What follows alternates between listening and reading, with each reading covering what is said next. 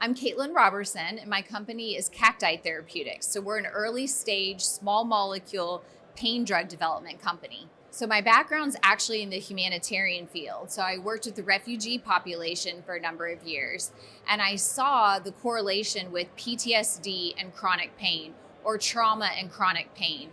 And the way that pain patients are treated today, their psychological distress, whether it's anxiety, depression, PTSD, is treated separately from their pain condition.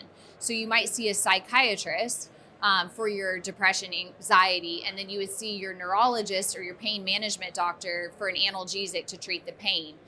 I thought maybe that's what we're doing wrong. And part of the reason why we had the opioid crisis in the US is not treating trauma and pain together, not looking at the psychological drivers of pain. So I assembled a team that is from the fields of psychiatry and psychology and pain neurobiology. And we're trying to look at the underlying mechanisms of the psychological drivers of pain. I'm opening a seed round for my company this year. So we bootstrapped the company for the first solid year. Now we're in our second year, and self-funding, angel funding, moved our science along, and we have a first-in-class family of drugs under development right now.